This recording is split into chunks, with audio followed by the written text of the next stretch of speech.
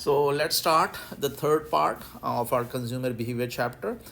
In this part, we're going to talk a little bit about revealed preferences, and then we will talk about marginal utility and consumer choice. We drive a formula. That a formula gives us a idea that how we can figure it out, the utility maximization for a consumer. And then we will talk about some indices, and let's start.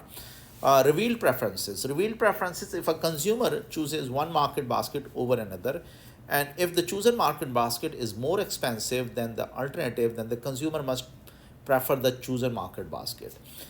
So it means that the consumer revealed their preferences. So in that case, if an individual facing a budget line I1, you can see here, this is our budget line I1, this one.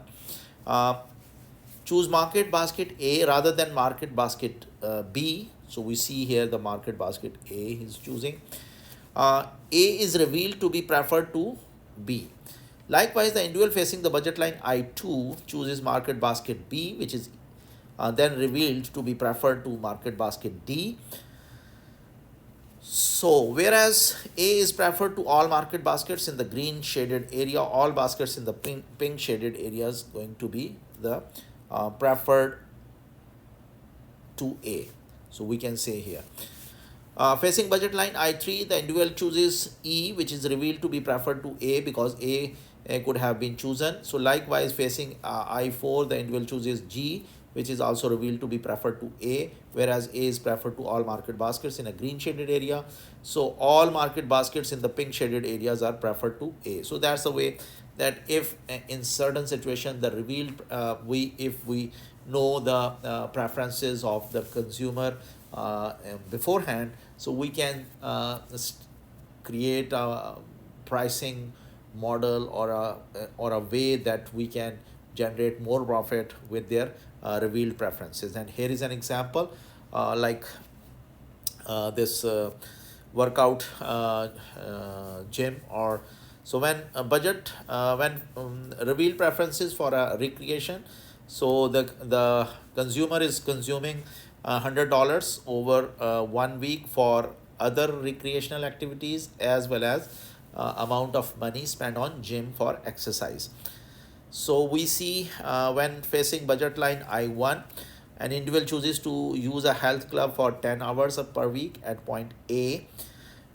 When the fee are altered, she faces a budget line I2 because they fix the entry fees, or a two-part tariff with an entry fee of a $30 per month and $1 per hour. Before it was $2 per hour.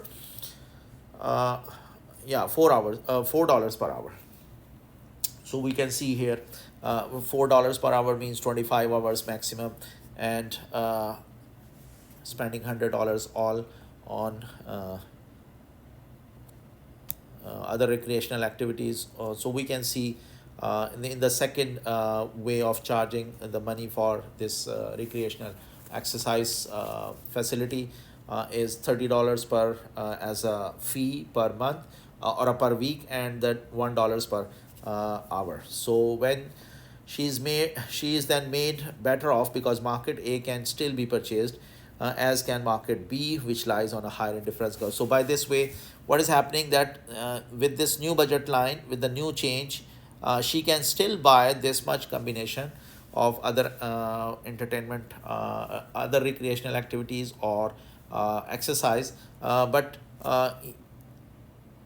she can also afford B with the new pricing model. So with this new pricing model, the consumer is able to get higher of both the goods. So by this way, he prefers this one over the other. Now the second thing what we want to discuss is a derivation of the formula for maximizing utility. We here saying marginal utility, additional satisfaction obtained from consuming one additional unit of good, one. So we can say here a marginal utility of F. When we are substituting, it means the overall change is 0. So 0 marginal utility when we are getting one additional unit of food. So marginal utility of that unit of food multiplied by the change in food, whether we are getting 1 unit, 2 unit, or 3 unit, plus what we are losing, the marginal utility, what we are losing, marginal utility into the delta C, how many closed unit we are losing, or so marginal utility multiplied by the clothing plus marginal utility we lost multiplied by the clothing, that should be equal, so that we are on the same indifference curve, right? It should be equal. So we are on the same indifference curve. So we little bit maneuver it, like we take the delta C and delta F on one side, and marginal utility of F over marginal utility of C on the other side. And we know that marginal utility of F over marginal utility of C is MRS, because this is a slope of an indifference curve. And we also know that we can replace this with the price, because we know that the slopes are equal on a point, so it's a relative price. So we can write it like this is equal to relative price. And when we maneuver it, so what we get it, this is a famous equation we always have to remember, that marginal utility of one product, which can be X, or which can be a food, or which can be any product. So the marginal utility you are getting from that product divided by the price of that product, we call it as a marginal utility per dollar of that product, must be equal to marginal utility of the other product divided by the price of the other product.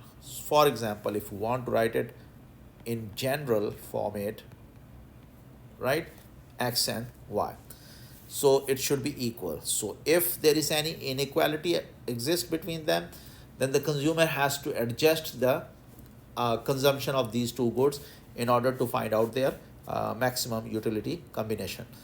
So principle that utility is maximized when the consumer has a equalized the marginal utility per dollar. What I said, marginal utility per dollar of X must be equal to marginal utility per dollar of Y. So again, the same we discuss here, and I already mentioned you in our previous parts as well, like a combination of happiness and income. So we see that income and happiness has a positive relationship, but this relationship is increasing with a decreasing rate. So a comparison of a mean level of satisfaction with the life across income classes in the United States shows that happiness increases with the income, but at a diminishing rate. Inefficiency of a gasoline rationing, so that is also explained one of the example in your book, like when a good is ration means that if there is a shortage, the government use different measures to cut down the demand through the quantity restrictions. So when a good is rationed, less is available, then consumer would like to buy, consumer may be worse off. Without gasoline rationing, up to 20,000 gallons of gasolines are available for consumption at point B, right? The consumer chooses point C on indifference curve U2, so is going to choose like 5,000 liters of gasoline, and remaining 50,000 spending on other goods. However, with a limit of 2,000 gallons of gasoline under rationing, the consumer moves to point D on the lower indifference curves of U1. So comparing gasoline rationing to the free market, some consumer will be worse off, but others may be better off with rationing. When rationing at a gasoline price of $1, she buys the maximum allowed 2,000 gallons per year, putting her on an indifference curve U1.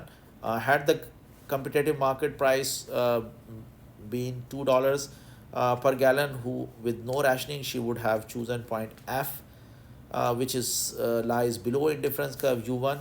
However, had the price of a gasoline been only 1.33 per gallon, she would have been chosen point G, which lies above the point indifference curve U1. So if that's they explain through this indifference curves concept, that if we do rationing, that is the consumer is going to be at a lower level of satisfaction, or they are not at a higher level of indifference curve, so their utility decreases even we ration it. If we make it free market, then the utility still is low. But if they make the changes, the price at a certain level where the utility is maximum is 1.33. The last thing is here we are talking about cost of living indices. Very commonly, we see that cost of living indices in the shape of a CPI, Consumer Price Index, or any other index we use to determine certain things. Now, here we are talking about very specific to the cost of living index. Ratio of the present cost of a typical bundle of consumer goods and services compared with the cost during a base period. So the ideal cost of living index ideal cost of living index, the cost of attaining a given level of utility at current price relative to the cost of attaining the same utility at the base year. So in the ideal cost of living index, the concept is that we want to keep the level of utility same whatever the price is. So as compared to the base year. So whatever the utility the consumer is getting at the base year, we try that the utility should be same whatever the price is. So as compared. So here is an example, like a parent has two daughters. One is Sarah and the other one is Rachel. So what the initial budget constraint facing Sarah is 2000 is given by a line I1. So Sarah in 2000 went to university and the parents give them $2,000 to spend among the number of books and pounds of food. So these are the two goods that the Sarah is spending on. So Sarah is spending all his money of 2000. No, sorry, it's not the amount 2000. So it's 2000 years. So Sarah in 2000 is given by a line I1. And we see that the possible spending is 25. So we can find out the total income, because if total expenditure is 500, sorry, 500 is a total expenditure, and year is 2000, and she is spending money in a way that a combination A is achieved, like 15 books and 100 around 90 of pounds of food. 15 into, what is the price of a book? 20. So 300 she is spending on so 115. So she is spending 300 on books and 200 on food. So that's on her sister Rachel went to the same college in 2010.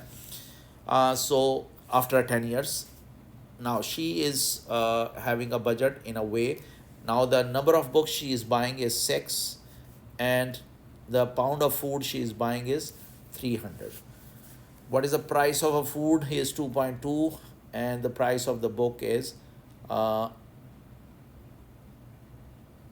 price of a book is 100 per book. It was 20 per book, but now it is $100 per book. So 6 books and 3 pounds of food, 300 pounds of food.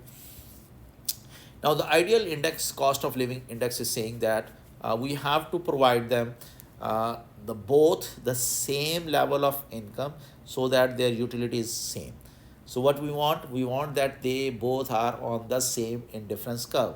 Now when we draw these indifference curves, so we see that A is a point where Sarah is getting 15 books and 100 pounds of food, and Rachel is getting 6 books, the point B, and 300 pounds of food is on the same indifference curve. So in order to be on the same indifference curve, they have to be provided this much budget, which is around 1260. So 500 budget 10 years ago is equal to $1260 budget same year, because now number of goods are not same, the number of goods are different. Why? The prices are different, so they are consuming different combinations, but they are at the same level of indifference curve or a same indifference curve. So this is what we call it as an ideal cost of living index. So a price index which represents the cost of buying bundle A at a current price relative to the cost of bundle A at the base price, otherwise the ideal cost of living index. So Laspre's price index, amount of money at, there is another index, we call it as a Laspre's index, amount of money at current year prices that an individual requires to purchase a bundle of goods and services chosen in the, so in this case what we are assuming, we are saying that okay, the bundle should be the same. We don't care about the utility, we don't care about the bundle should be same in a base year divided by the cost of purchasing the same bundle at the base year. So comparing ideal cost of living and last price index, the last price index overcompensate Rachel for the higher cost of living, and last price cost of living index is therefore greater than the ideal cost of living index, because if we keep that she's going to take 15 books and she's going to take 100 pounds of food, so in that case what is going to happen, the Rachel has to get a more money, as a larger money.